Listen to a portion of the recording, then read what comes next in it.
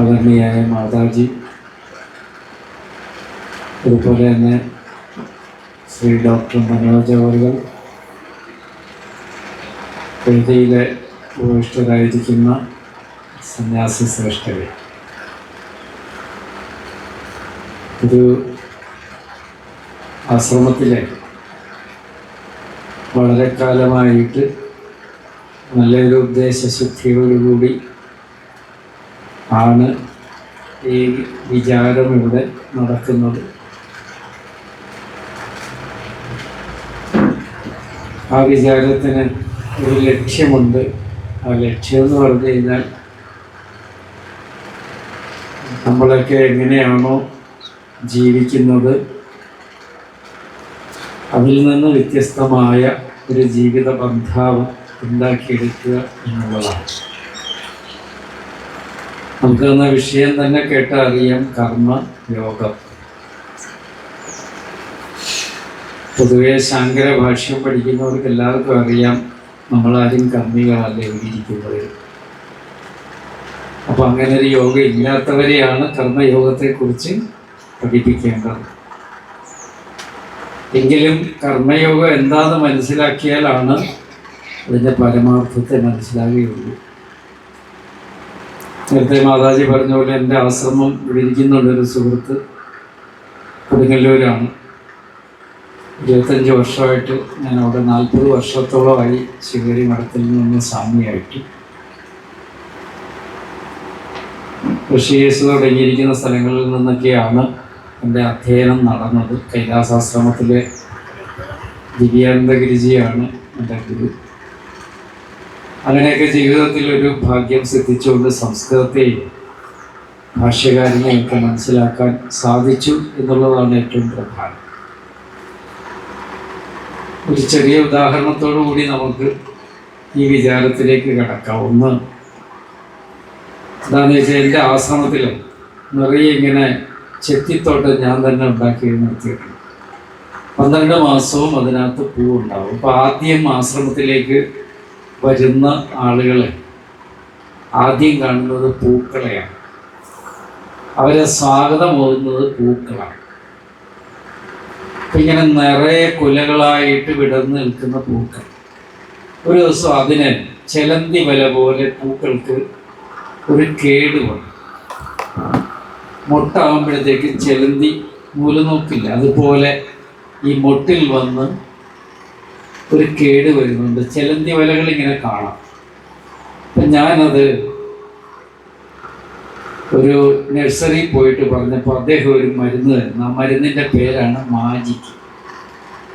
കേട്ടല്ലോ, നമ്മുടെ കയ്യിലെല്ലാം ഒരു മാജിക്കുണ്ട്. മാതാജി ഇവിടെ കാട്ടിക്കൂട്ടുന്ന എല്ലാം മാജിക്കാണ്. അത് മാതാജിക്കും അറിയില്ല, നമുക്കും അറിയില്ല. അതാണ് പ്രധാനം. കാര്യം എന്താന്ന് പറഞ്ഞാൽ, ആസീതഗ്രേ അസതേ വേദം ഭുവനം സ്വപ്നവത് പുനഃ. സ്വപ്ന സദൃശമാണ് ഈ നടക്കുന്നതല്ല എന്ന് വിചാരിച്ച ഒരു പ്രശ്നവും നമുക്കില്ല. ഇത് യാഥാർത്ഥ്യമാണെന്ന് ചിന്തിക്കുമ്പോഴാണ് BP കൂടുന്നത്. വിചാരിച്ചോണം, സ്വപ്നം, വേറെ ഒരു പ്രശ്നമില്ല, അവിടെ എല്ലാം തീർന്നു. അപ്പം ഞാൻ ഈ മാജിക്ക് മരുന്ന് വാങ്ങിച്ച് അദ്ദേഹം പറഞ്ഞു അത് മുട്ടിന് കൊണ്ടുവന്ന് അടിച്ചു കൊടുക്കാൻ പറ്റും. അങ്ങനെ ചെത്തി മുട്ടുകളിൽ മാജിക്ക് മരുന്ന് വെള്ളത്തിൽ ചേർത്ത് അടിച്ചു. എന്നിട്ട് ഞാൻ നോക്കിയിരിപ്പായി, ചിലന്തി വലകൾ പോകട്ടെ, നിറയെ പൂക്കൾ വരട്ടെ. ഈ മാജിക്ക് മരുന്ന് എന്നപ്പോൾ ഒന്നും കൂടെ അത് കൂടാൻ തുടങ്ങി. മനസ്സിലായില്ല? അതാണ് അതിൻ്റെ മാജിക്ക്. പണ്ടുണ്ടതിനേക്കാളും മൊട്ടിന് മാത്രമല്ല പൂക്കൾക്ക് കൂടി എന്ത് വരാൻ തുടങ്ങി? ചെലന്തിയുടെ ശല്യം. ചെലന്തി അല്ലത്, ഇത് കേടാണ്. അങ്ങനെ ഞാൻ വിചാരിച്ചു, ഇതിനെ അങ്ങനെ വിട്ടാൽ പറ്റില്ല, നമ്മൾ തന്നെ ഇതിനെ സംരക്ഷിക്കണം. കാര്യം നിത്യപൂജയ്ക്ക് ഇത് എടുക്കുന്നതാണ്. ധാരാളം പൂക്കളുണ്ട്. 100 കടയെന്ന് പറയുമ്പോൾ നിങ്ങളൊന്ന് ആലോചിച്ച് നോക്കുക, എത്ര പൂക്കളുണ്ടാവും. സത്യം പറഞ്ഞു കഴിഞ്ഞാൽ പിന്നെ ഞാൻ എന്ത് ചെയ്തത്, ചെറിയ ഓസ് എടുത്തിട്ട് ഈ മൊട്ടുമേൽ ശക്തിയായിട്ട് വെള്ളം ഒഴിക്കാൻ തുടങ്ങി. ഒരാഴ്ച അടിച്ചപ്പോഴത്തേക്ക് ചെലന്തി വലകളെ അപ്രത്യക്ഷമായി. 2ാമത്തെ ആഴ്ച നോക്കിയപ്പം ആദ്യം എങ്ങനെയാണോ വിടർന്നു നിന്നത് പൂക്കൾ, അതുപോലെ മനോഹരമാണ്. മനസ്സിലായി? തിരിച്ച് ഞാൻ ഒരാഴ്ച കൂടെ കഴിഞ്ഞ് ഈ കടയിൽ ചെല്ലുക. കടയിൽ ചെന്നപ്പം അയാൾ ചോദിച്ചു, എങ്ങനെയുണ്ട് സ്വാമിജി, മാജിക്ക് മരുന്നടിച്ചിട്ടെന്ന് പറഞ്ഞു. അപ്പോൾ അദ്ദേഹത്തോട് പറഞ്ഞു, നിങ്ങളുടെ മാജിക്കിനേക്കാളും വലുത് എൻ്റെ മാജിക്കാണ്. അതെന്താ? നിങ്ങളുടെ മാജിക്ക് അടിച്ചപ്പോൾ അത് കൂടുതൽ വർദ്ധിച്ചതല്ലാണ്ട് കുറഞ്ഞില്ല. പകരം ഞാനാ എൻ്റെ സ്വയം ബുദ്ധിയിൽ തോന്നിയ ഒരു കാര്യം ചെയ്തെന്താ, നല്ല ശക്തിയായിട്ട് ചെറിയ ട്യൂബ് കൊണ്ട് വെള്ളം എതിരേക്കടിച്ച് പൂക്കളില്ല. ഇപ്പൊ പൂ നിറയെ ഉണ്ടെന്ന്. ഇതേ ചെടികൾ തന്നെ നിങ്ങളുടെ ഇവിടെ കായംകുളത്ത് ചേവണ്ണൂർ കളരിയും ഞാൻ കൊണ്ട് നട്ടിട്ടുണ്ട്. അവിടെ ശിവഗിരി മഠത്തിലെ ശ്രീനാരായണ ഗുരുദേവൻ പഠിച്ച ആശ്രമമാണ് കായംകുളത്ത് പുതുപ്പള്ളിയിലെ ചേവണ്ണൂർ കളരി. അവിടെ ഇരിക്കുന്ന സംപൂജ്യനായ വിശുദ്ധാനന്ദ സ്വാമിജിയാണ്. സ്വാമിജിയുടെ നിർദ്ദേശപ്രകാരം ആശ്രമത്തിൽ നിന്ന് കിളിപ്പിച്ച് ഞാൻ തന്നെ കൊണ്ട് നട്ടുകൊടുത്തു. അവിടെയും സ്വാമിജി വന്നപ്പോൾ ചോദിച്ചു, ഇവിടെ ധാരാളം പൂ നിൽക്കുന്നുണ്ടോ, ഇവിടെ ആശ്രമത്തിൽ വന്നിരുന്നു. അവിടെ മുഴുവൻ കേട്ടു. അപ്പോഴാണ് ഞാൻ ഈ കഥ സ്വാമിജിയോട് പറഞ്ഞത്. മാജിക്കിലെ മാജിക്, കർമ്മയോഗം എന്ന് പറഞ്ഞാൽ അതാണ് അർത്ഥം. കർമ്മയോഗം എന്താണെന്ന് ചോദിച്ചു കഴിഞ്ഞാൽ, കർമ്മം ചെയ്യാതെ ആർക്കും ഇരിക്കാൻ പറ്റില്ല. ഈശാവാസ്യമിതം സർവം യത്കിഞ്ച ജഗത്യാം ജഗത് തേന തെക്തേന ഭുഞ്ജീത മാകൃത കസ്യസിദ്ധം. ഈശൻ ജഗത്തിലെല്ലാം ആവസിക്കുന്നത് കൊണ്ട് ചരിക്കമുക്തനായി ആശിക്കരുത് ആരുടെയും ധനം. അല്ലെങ്കിൽ അന്ത്യം വരെയും കർമ്മം ചെയ്തിങ് അസംഖനായി. എന്താണ് കർമ്മം ചെയ്ത് അസംഖനായി ഇരിക്കുക, ഇതല്ലാതില്ലൊന്നും നരന് ചെയ്തില്ല. ആദ്യ സംസ്കൃതം ഈശാവാസ്യം, എൻ്റെ മലയാളം ആരെഴുതിയ ശ്രീനാരായണ ഗുരുദേവൻ്റെ പരിഭാഷയാണ്. മനസ്സിലായി? 1928 സമാധിക്ക് 4 ദിവസം മുമ്പ് 1040 പരം ആശ്രമങ്ങൾ സ്ഥാപിച്ച, ചെറുതല്ല വലിയ ആശ്രമങ്ങൾ സ്ഥാപിച്ച ശ്രീനാരായണ ഗുരുദേവൻ പറഞ്ഞൊരു വാക്കുണ്ട്, നാമായിട്ടൊന്നും ചെയ്തിട്ടില്ല, ഇനിയിട്ടൊന്നും ചെയ്യാൻ പോകുന്നില്ല. ഇത് മനസ്സിലാക്കാതെ വരുന്നതാണ് നമ്മുടെയൊക്കെ ജീവിതത്തിലെ പ്രശ്നം. മാതാജി നേരത്തെ പറഞ്ഞ പോലെ ശാന്തി ഇല്ലാത്തത് എന്തുകൊണ്ടാണ്? ഒരാൾ യാത്ര ചെയ്യുന്നതുകൊണ്ടല്ല ശാന്തി ഇല്ലാത്തത്, ഇത് ചിന്തിക്കാത്തത് കൊണ്ടാണ്. ഏതാണ് ചിന്തിക്കാത്തത്? നാം ചെയ്യുന്നു എന്നുള്ള വിചാരങ്ങളിലാണ് നമ്മുടെ എല്ലാവരുടെയും അശാന്തത ഇരിക്കുന്നത്. നമുക്ക് രാവിലെ എഴുന്നേറ്റ് കൃത്യമായിട്ട് ദിനചര്യയോടുകൂടി നമ്മൾ ചെയ്യേണ്ട കർമ്മങ്ങൾ ചെയ്തു നോക്കിയാൽ എത്ര ആത്മസംതൃപ്തി നമുക്ക് കിട്ടും. ഇപ്പോൾ ഞാനിവിടെ വരുന്നതിന് ഏകദേശം 2.5 മണിക്ക് എഴുന്നേറ്റു. എല്ലാം കുളിയും മറ്റു കാര്യങ്ങളും എൻ്റെ ഒരുവിധം ചെറിയ കാര്യങ്ങൾ നടത്തിയിട്ടാണ് ഞാൻ വന്നത്. അപ്പം ഞാൻ നിങ്ങളോട് പറയുന്നത്, ചെയ്യേണ്ട കാര്യങ്ങൾ എത്ര തിരക്കുണ്ടെങ്കിലും സമയം കണ്ടെത്തി ചെയ്യുക എന്നുള്ളത് ഒരു വ്യക്തിയുടെ ശാന്തി അനുഭവിക്കേണ്ട ആളിൻ്റെ ലക്ഷ്യമാണ്. അതിനെ തന്നെയാണ് എന്ത് പറയുക, കർമ്മയോഗം. അപ്പം എന്തുവായി ഈ കർമ്മയോഗം? നമ്മളെല്ലാവരും ഗീതയിലൊക്കെ സഞ്ചരിച്ച് നോക്കിക്കഴിഞ്ഞാൽ കേൾക്കുന്നൊരു വാക്കാണ് കർമ്മയോഗം. യോഗശബ്ദത്തിന് ശങ്കരാചാര്യ സ്വാമികൾ തന്നെ ഭാഷ്യത്തിൽ പറയുന്ന ഒരു അർത്ഥമുണ്ട്, ഇല്ലാത്തതിനെ സമ്പാദിക്കുക. അതാണ് യോഗം. നമ്മളിൽ ഇല്ലാത്തത് ഏതാ? ഇപ്പൊ ഇവിടെ കൊടുങ്ങല്ലൂർ സ്വാമി വന്നു, എന്തിനാ വന്നത്? എന്താണ് ഇല്ലാത്തത്? സമ്പാദിക്കാൻ.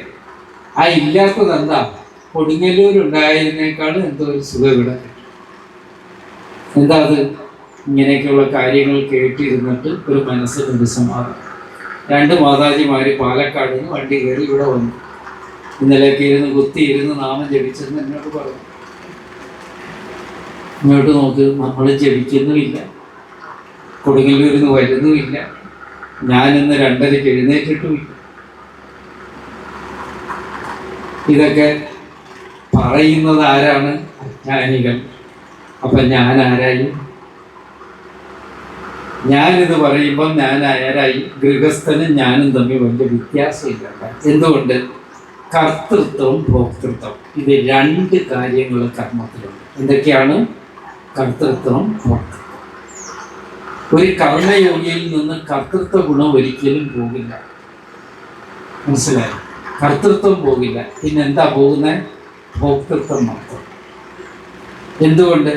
ഈ ഭോക്തൃത്വം മനസ്സിൽ നിന്ന് നീങ്ങുമ്പോഴാണ് മനസ്സിന് കുറച്ച് ശാന്തി, സമാധാനമൊക്കെ കിട്ടുന്നത്. മനസ്സിലായി? എനിക്ക് ശാന്തിയും സമാധാനം ലഭിക്കുന്ന എവിടെ നിന്നാണ്? ഭോക്തൃത്വം എന്നിൽ നിന്ന് അല്പമായിട്ട് ഒന്ന് അകന്നു നിൽക്കുമ്പോൾ മാത്രം. എന്നാലും അവിടെ ഒരാളുണ്ട്. ആരാണത്? കർത്തൃത്വം. മനസ്സിലായി? ആരാണ്? കർത്തൃത്വം. നിങ്ങൾ നോക്കുക, ദുഃഖശാന്തി എല്ലാവരും ആഗ്രഹിക്കുന്ന ദുഃഖത്തിൻ്റെ ശാന്തി, അത് ജ്ഞാനയോഗം കൊണ്ട് മാത്രമേ സാധിക്കുകയുള്ളൂ. ഏതുകൊണ്ട് മാത്രമേ സാധിക്കുകയുള്ളൂ? ജ്ഞാനയോഗം. കർമ്മയോഗം കൊണ്ട് ഒരിക്കലും അത് സാധിക്കില്ല. മനസ്സിലായി? ദുഃഖശാന്തി ഏതിൽ നിന്നേ സാധിക്കുള്ളൂ? ജ്ഞാനയോഗം. അതുകൊണ്ടാണ് എല്ലാവരും ജ്ഞാനഭാവത്തെ സ്വീകരിച്ചുകൊണ്ട് യാത്ര ചെയ്യുന്നത്.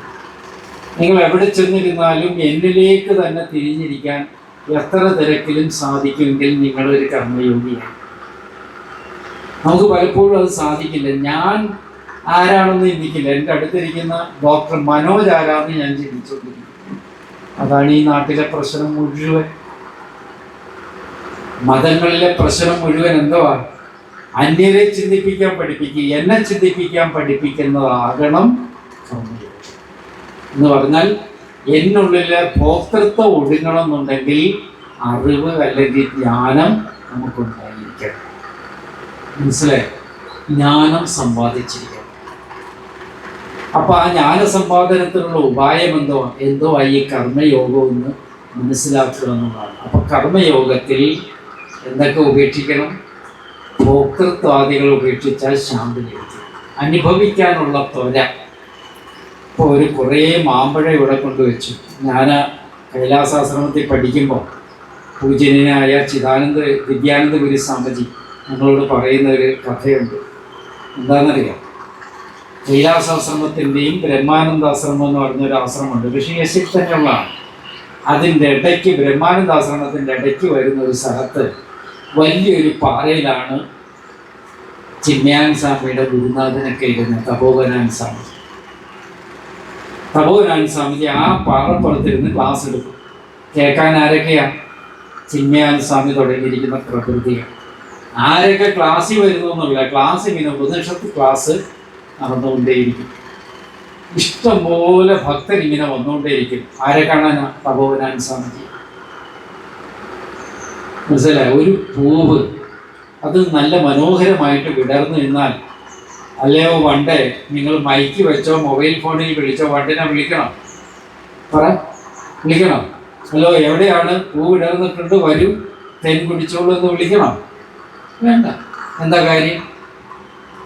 അത് വണ്ടിനറിയാം. ഇതുപോലെ സുഹൃതികളും ദുഷ്കൃതികളും ഒക്കെ ഈ ലോകത്ത് എല്ലായിടത്തും ഉണ്ട്.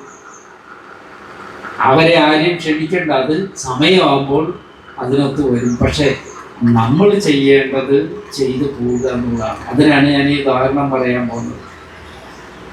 കുറേ സാധനങ്ങൾ ഇങ്ങനെ മുന്നിൽ വന്നിരിക്കും. ചിന്മയാനന്ദ സ്വാമിജി എഴുതിയിട്ടുള്ള ലഡു, ജിലേബി തുടങ്ങി വിശന്നിരിക്കുന്ന വയറ്.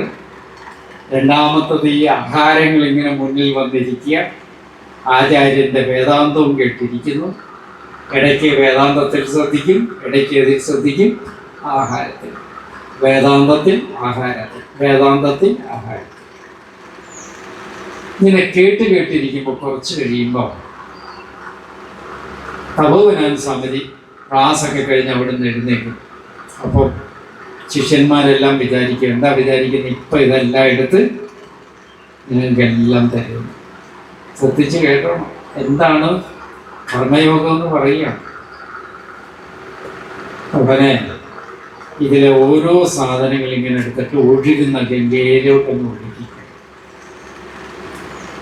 ഗുരുവിനെ ഒരക്ഷരം പ്രതികരിക്കാത്ത ശിഷ്യന്മാർ ആ ഒഴുകുന്ന ഗംഗാനദിയിലെ വെള്ളത്തെയും ഉണ്ണിയപ്പത്തെയും ജിലേബിയൊക്കെ നോക്കി വെള്ളം ഇറക്കിക്കൊണ്ട് അവിടുന്ന് സ്ഥലം.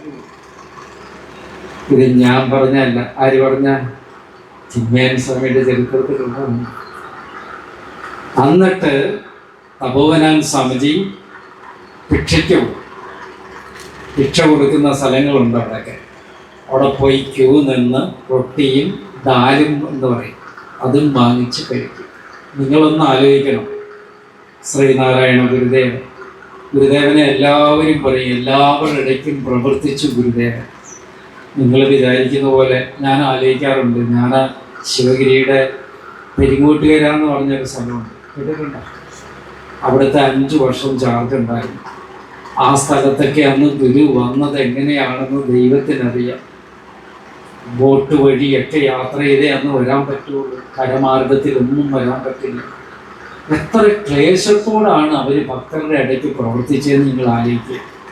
ഗുരുവിന് വേണമെങ്കിൽ ശിവഗിരി കുന്നിൽ തന്നെ ഇരുന്നാൽ ഈ ജനങ്ങളെല്ലാം അവിടെ ചെല്ലുമായിരുന്നു. നിങ്ങൾ ആലോചിക്കണം, മഹാഗുരുക്കന്മാരുടെ പേരുകൾ നമ്മൾ പറയുമ്പം നമ്മൾ എടുത്തു പറയേണ്ട ഒന്ന് എന്താണെന്നറിയാം, ഭക്തന്മാർക്ക് കൂടി ദാസന്മാരായിരുന്നു അവരൊക്കെ. മനസ്സിലായി? മൂത്തകുന്നം എന്ന് പറഞ്ഞ സ്ഥലമുണ്ട് എറണാകുളത്തിനടുത്ത്. അവിടെ ശങ്കരനാരായണ ക്ഷേത്ര പ്രതിഷ്ഠ കഴിഞ്ഞിട്ട് ഗുരുദേവൻ ഇറങ്ങി വരുന്ന സമയത്ത് ഗുരുദേവൻ്റെ പ്രഥമ ശിഷ്യൻ കൊച്ചമ്പിപ്പിള്ളി എന്ന് പ്രസിദ്ധനായ ശിവലിംഗദാസ് സ്വാമി, ഗുരുദേവൻ്റെ ആദ്യത്തെ ശിഷ്യനാണ് ശിവലിംഗദാസ് സ്വാമി.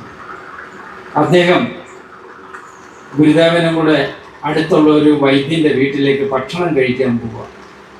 ചെന്നപ്പോൾ അവിടെ ഒരു കിണ്ടിയിൽ ഇങ്ങനെ വെള്ളം വെച്ചിരുന്നു. അതെടുത്ത് ഗുരുവിൻ്റെ കാല് കഴുകിയാൽ ശിവലിംഗദാസാണ്. ഉടനെ ഗുരു എന്ത് ചെയ്തെന്നല്ല, അതേ കിണ്ടി ശിവലിംഗദാസ്വാമി നിരത്തി വെച്ചപ്പം ആ കിണ്ടിയിലെ വെള്ളമെടുത്ത് ശിഷ്യന്റെ കാര്യം കഴുകി.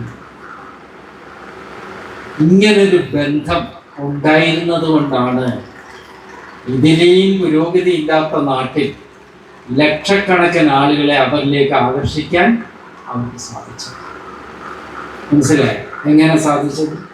തന്നുള്ളിൽ താൻ സ്വാമിയാണെന്നോ ഗുരുവാണെന്നോ ഒരു നിശ്ചയമില്ല. അങ്ങനെ നിശ്ചയമില്ല എന്ന് പറഞ്ഞാൽ അങ്ങനെ ആരുടെ മുമ്പിൽ ഭാവിക്കുക പോലും ഉണ്ടായിരുന്നു. അതാണ് കർമ്മയോഗം. മനസ്സിലാകുന്നുണ്ടോ? തൻ്റെ മുമ്പിൽ വന്ന കൊതിയൂർന്ന ഭക്ഷണ പദാർത്ഥങ്ങള് ഗംഗാനദിയിലേക്ക് ഒഴുക്കിക്കളഞ്ഞിട്ട് ഭിക്ഷയ്ക്ക് പോയ തപോവനാനന്ദ സ്വാമിജിയും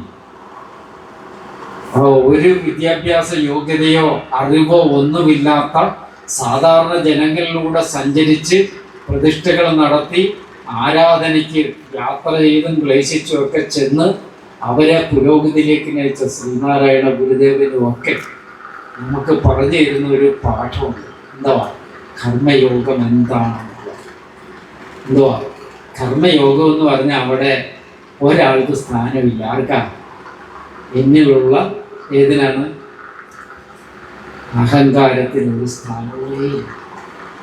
എൻ്റെ ഉള്ളിൽ നിന്ന് അത് പോയിരിക്കണം. അപ്പോൾ ഈ കർമ്മയോഗം എന്താണെന്ന് ചോദിച്ചു കഴിഞ്ഞാൽ, കർമ്മയോഗത്തെക്കുറിച്ച് ഗീതാകാരൻ 3-ാം അധ്യായത്തിൽ 17-ാം അധ്യായത്തിൽ 18-ാം അധ്യായത്തിലെല്ലാം വളരെ വ്യക്തമായിട്ട് പറയുന്നു. നമുക്ക് അതിലൂടെ ഒന്ന് നോക്കുമ്പോൾ എന്താണ് ഈ കർമ്മയോഗം എന്നുള്ളത് ശരിക്കും മനസ്സിലാവും. ഒരർത്ഥത്തിൽ പറഞ്ഞാൽ, തനിക്ക് ഈയിടെ ഞാൻ ഒരു ക്ഷേത്രത്തിൽ പ്രഭാഷണത്തിൽ നല്ല നിറഞ്ഞൊരു സദസ്സാണ്. അപ്പം ഞാൻ പറയുന്നത് ആ സദസ്സിനെ അല്ല ഞാൻ പറയുന്നത്, ആ സദസ്സിനകത്ത് എത്ര പേര് ശ്രദ്ധിക്കപ്പെടുന്ന നമ്മുടെ വാക്കെന്നുള്ളതാണ് ഏറ്റവും പ്രധാനം. ഒരാൾ ഒരുപാട് സ്ഥലത്ത്, ഇപ്പം ഞാൻ കോട്ടയത്തൊക്കെ പോയാൽ ആയിരക്കണക്കിന് ആളുകൾ ഉണ്ടാവും പ്രഭാഷണം കേൾക്കാം. പക്ഷെ ഞാൻ അവിടെ തെരയുന്ന ഒരു കൂട്ടരെയുണ്ട്. ആരെയാണ്? ഇത് ഒരു ചെവി കൂടെ കേട്ടു മറു ചെവി കൂടെ ഇറക്കി വിടുന്നവരെ അല്ല, ആയിരക്കണക്കിന് ആളുകളെ കൂട്ടുന്നവരെക്കാളുപരി ഇതിനെയൊക്കെ ഉൾക്കൊള്ളാൻ തയ്യാറെടുത്ത് മുന്നോട്ട് വരുന്ന 1-2 പേരായാലും മതി. അവരാണ് യഥാർത്ഥത്തിലുള്ള ആളുകൾ. മനസ്സിലായോ? ഗുരുദേവന് ഒരു ശിഷ്യനായിരുന്നു കുമാരനാശാൻ, അല്ലേ? ആ ശിഷ്യനിലൂടെ തന്നെ ഗുരുവിന്റെ മഹത്വത്തെ ലോകത്തിന് മുഴുവൻ പ്രകാശിപ്പിക്കാൻ കഴിയും. ആരായുകിൽ അന്ധത്വം ഒഴിച്ചാതി മകസിൻ നേരാം വഴി കാട്ടും ഗുരുവല്ലോ പരദൈവ. ഈ ഒറ്റ വരിയിലൂടെ തന്നെ ഗുരു ആരാണെന്ന് ലോകത്തിന്റെ മുമ്പിൽ പ്രകാശിപ്പിക്കുവാൻ കുമാരനാശാൻ. നമുക്കും അതാണ് വേണ്ടത്. ഏത്? യോഗ്യതയുള്ള ശിഷ്യന്മാരാകുക എന്നുള്ളത് ഏറ്റവും പ്രധാനമാണ് നമ്മുടെ ജീവിതത്തിൽ. അതിനുള്ള ഒരു പദ്ധതിയാണ് സമർപ്പണം എന്നുള്ളൊരു വാക്ക്. കേട്ടിട്ടില്ലേ? സമർപ്പണം. സമർപ്പണം എന്ന് പറഞ്ഞാൽ ഗുരുഹിതമനുസരിച്ച് പ്രവർത്തിക്കുന്നവരാണ് സന്യാസിമാർ. അവർ ഗുരുവിൽ സമർപ്പിത ബുദ്ധിയോടുകൂടി ജീവിക്കുകയാണ്. മനസ്സിലായി? പറയുന്നുണ്ട് ഗീതയിൽ, കർമ്മജം ബുദ്ധിയുക്താഹി ഫലം തെക്വാ മനീഷൻ ജന്മബന്ധ വിനിർമുക്ത പദം ഗച്ഛത്യനാമയ എന്ന് ഗീതയിൽ. കർമ്മജം ബുദ്ധിയുക്താഹി, ബുദ്ധിയുക്ത സമത്വ ബുദ്ധിയാണ് ബുദ്ധിയുക്തൻ എന്ന് പറയുന്നത്. സമചിത്തതയോടുകൂടിയ ബുദ്ധി, ഗുരുക്കന്മാരുടെ അനുഗ്രഹത്തോടുകൂടി ഗുരുവിൽ നിന്ന് കേട്ടിയ വിദ്യയിലൂടെ തന്നിലുള്ള അറിവില്ലായ്മയെ അശേഷം പാറ്റി പുറത്ത് കളഞ്ഞവൻ. മനസ്സിലായി? അശേഷം പുറത്തേക്ക് കളഞ്ഞവൻ. മുറത്തിനകത്തിട്ട് പാറ്റുമ്പോൾ എന്ത് ചെയ്യുന്നു? വേസ്റ്റ് എല്ലാം പുറത്തേക്ക് പോകുന്ന പോലെ ഗുരു ഒരു മുറമാണ്. നമ്മുടെ ഉള്ളിൽ ജ്ഞാനമാകുന്ന അറിവിനെ ഇട്ട് പാറ്റി എന്ത് ചെയ്യുന്നു? മുഴുവൻ അറിവില്ലായ്മയെല്ലാം പുറത്തേക്ക് പോകും. അങ്ങനെ കളയുന്ന ഗുരുനാഥന്മാരുടെ അടുക്കൽ, അങ്ങനെ കളയുന്ന ആശ്രമങ്ങൾ എന്നും നമ്മൾ വിചാരിക്കുന്ന പോലെയല്ല. എന്താ? എല്ലായിടത്തും പ്രകാശം പരത്തിക്കൊണ്ടിരിക്കും. ഇപ്പം നമ്മൾ മാതാജി വിചാരിക്കുന്ന എന്താ, ഇവിടെ ഇത്രയും പേരാണ്, സ്വാമിമാരാണ് കൂടുതലും. അത് ഈ സ്വാമിമാരെല്ലാം നിർബന്ധ ബുദ്ധിയോടുകൂടി ഉറങ്ങാണ്ടിരുന്നൊക്കെ കേൾക്കുമ്പം ഇല്ലേ? കേൾക്കുന്നില്ല എല്ലാവരും ഉറങ്ങാതിരുന്ന് കേൾക്കുന്നു. അതെന്തുകൊണ്ടാണെന്നറിയാം? ഇനി ക്ലാസ് വേറൊരു തലത്തിലായിരുന്നെങ്കിൽ ഇവിടെ സകല കുമാരനെ സഹോദരന്മാരും. മനസ്സിലായി എന്താ കാര്യം? ഇതാണ് നമ്മുടെ ശൈലി. എന്താ? നമ്മുടെ മനസ്സിന് ചില ഇഷ്ടാനിഷ്ടങ്ങൾ. പണ്ടൊരാൾ ഒരു നദിയിൽ കുളിക്കാൻ പോയി. നദിയിലല്ല, കുളത്തിൽ. അപ്പോൾ കുളിക്കാൻ പോകുമ്പോൾ എല്ലാം അതിൻ്റെ ചുറ്റിനും നിറയെ പുല്ലുകളുണ്ടായി. ഒരു കാള നിന്ന് ഇങ്ങനെ പുല്ല് തിന്നുമായിരുന്നു. ആരാണ്? കാള. അപ്പം ഈ കാളയുടെ കൊമ്പ് വലിയ 2 കൊമ്പുകളാണ്. അതിങ്ങനെ വളഞ്ഞു എന്ന് കൂട്ടിമുട്ടിയിരിക്കുകയാണ്. ഈ കുളിക്കാൻ ചെല്ലുന്ന ഇയാൾ എന്നും ഈ കാളയെ കാണുമ്പോൾ ഇതൊരു ഗുഹ പോലെയാണെന്നൊരു തോന്നൽ വരും. കുനിഞ്ഞിരുന്നാണല്ലോ പുല്ലിന്. അപ്പം ആ പച്ചപ്പിൻ്റെ ഇടയ്ക്കൂടെ ഒരു ഗുഹ കാണുന്ന പോലെ തോന്നിക്കും. എന്ത്? കാളയുടെ കൊമ്പ്. അപ്പം അദ്ദേഹം വിചാരിക്കും ആ ഗുഹയ്ക്കകത്തൊന്ന് തലയിടാൻ കഴിഞ്ഞു എന്നാഗ്രഹിക്കും. നമുക്കും തോന്നിക്കാം ചിലപ്പോൾ. നിങ്ങൾ ചിലപ്പോൾ ഇങ്ങനെ കുളത്തിൽ കുളിക്കാൻ പോകുമ്പോൾ ഒന്ന് ശ്രദ്ധിച്ചാൽ മതി, സൂക്ഷിക്കണമെന്ന് മാത്രം. അങ്ങനെ അദ്ദേഹം എന്നും കുളിക്കാൻ പോകുമ്പം ഈ കാളയുടെ കൊമ്പ് കാണും, ഗുഹ പോലെ തോന്നിക്കും, അതിനകത്തൊന്ന് തലയിടാമെന്ന് വിചാരിക്കും. പക്ഷെ എന്ത് ചെയ്യാനാണ്? കാളയെക്കുറിച്ച് ഓർക്കുമ്പം അദ്ദേഹത്തിൻ്റെ എനർജി മുഴുവൻ പോകും. മനസ്സിലായി? ഇവിടെയാണ് ഗീതാകാരൻ്റെ വാക്കുകൾ നമ്മൾ ചിന്തിക്കേണ്ടത്. സമത്വ ബുദ്ധിയോട് കൂടിയിരിക്കുന്ന ആളുകൾ മനീഷണ. മനീഷണ എന്ന് പറഞ്ഞാൽ എന്താ അർത്ഥം? വിചാരശീലന്മാരാണ്. സമബുദ്ധിയോട് കൂടിയിരിക്കുന്ന വിചാരശീലന്മാർ. വിചാരമുള്ളവരാണ് നമ്മളെല്ലാവരും. പക്ഷെ അവിടെ എന്തില്ല? സമചിത്തതയില്ല, സമത്വ ബുദ്ധിയില്ല. ഞാൻ വിചാരിക്കുന്നുണ്ട് ശാസ്ത്രത്തെക്കുറിച്ച്, ഞാൻ വിചാരിക്കുന്നുണ്ട് ഇവിടെ ഇരിക്കുന്ന നിങ്ങളെ ഓരോരുത്തരെ കുറിച്ച്. പക്ഷെ എനിക്ക് നിങ്ങളെ, ഞാൻ വിചാരിക്കുന്നത് എനിക്ക് ഗുരുക്കന്മാരോ എനിക്ക് സാഹചര്യത്തിൻ്റെയോ, അല്ലെങ്കിൽ ചിലപ്പം ഈ നാട്ടിൽ 1 മാസം വന്നിരുന്നാലും ഞാനും മാതാജിയെ പോലെ ആയിരിക്കും, നിലവിളിച്ചുകൊണ്ടേയിരിക്കും. ഒരാളും തിരിഞ്ഞു നോക്കുന്നില്ലേ, ഒരാളും തിരിഞ്ഞു നോക്കുന്നില്ലേ. എന്താ അതിൻ്റെ കാരണം?